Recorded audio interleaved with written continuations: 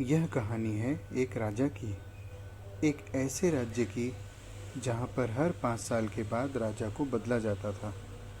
जब भी राजा अपने 5 साल पूरे कर लेता था तो उसको एक ऐसे जंगल में भेज दिया जाता था जहाँ पर इंसानों के खाने के लिए कुछ नहीं होता था और जंगली जानवर होते हुए और वही जानवर इंसानों को खा लेते थे।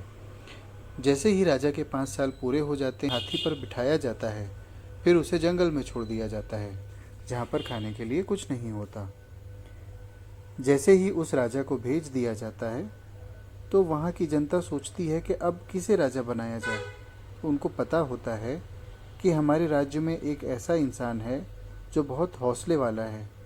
जैसे ही गांव के सारे लोग जाते हैं, उस इंसान से रिक्वेस्ट करते हैं कि आप हमारे राजा बन जाओ, तो फिर वह इंसान मना कर देता है। उस इंसान को सभी बातें बताई जाती हैं कि 5 साल के बाद आपको ऐसी जगह भेज दिया जाएगा जहाँ जानवर आपको खा जाएंगे और जहाँ पर कोई जीवन नहीं है। तो फिर वहाँ की जनता ने उस इंसान को बहुत बार बोला कि आप हमारे राजा बन जाओ, आप बहुत चालाक हो, चतुर हो और बहुत अच्छे तरीके से हम सबका ध्यान रखोगे।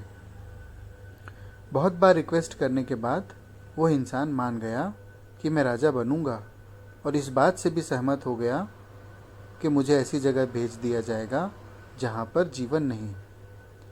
तो फिर वो इंसान जैसे ही राजा बन जाता है तो 3 दिन के बाद वहाँ के लोगों से पूछता है कि वह कौन सी जगह है जहाँ पर राजा के 5 साल होने के बाद भेज देते हो।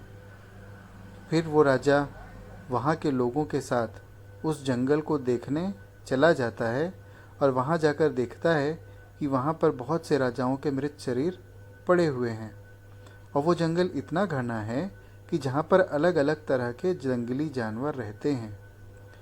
उस जंगल से आने के बाद राजा ये प्लानिंग करता है कि मुझे 5 साल के बाद कभी भी इस जंगल में नहीं जाना। पहले साल में राजा ने उस घने जंगल के सभी पेड़ कटवा दिए और उन सभी जंगली जानवरों को वहाँ से हटवा दिया जो मार दिया करते थे। दूसरे साल में भी राजा ने उस जंगल में बहुत काम किया जिससे वो जंगल ना लगे।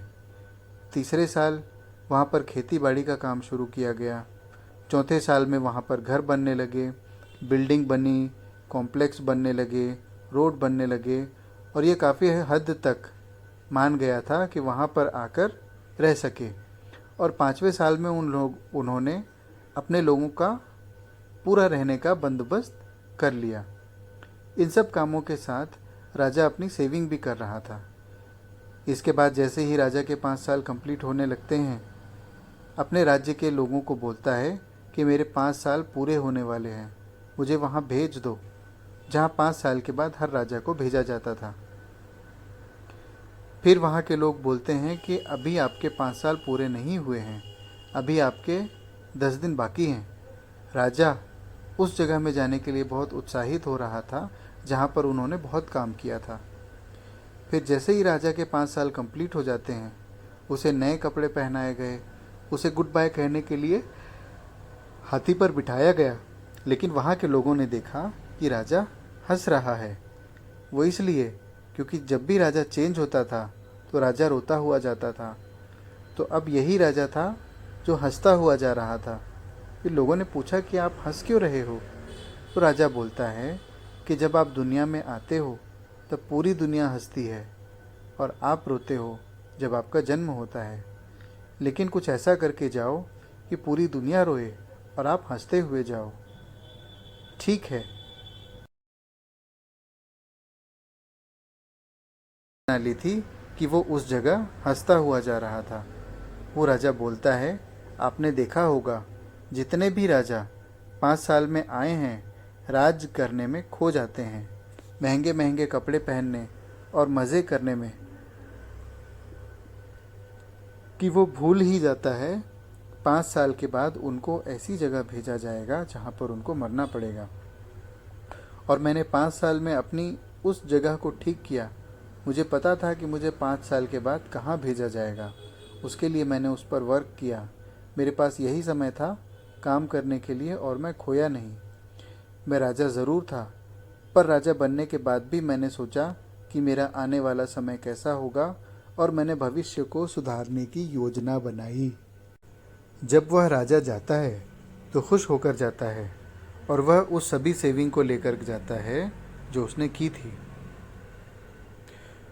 दोस्तों, हमें इस कहानी से ये सीख मिलती है कि आपको भी कुछ टाइम मिलता है अपनी लाइफ बनाने के लिए।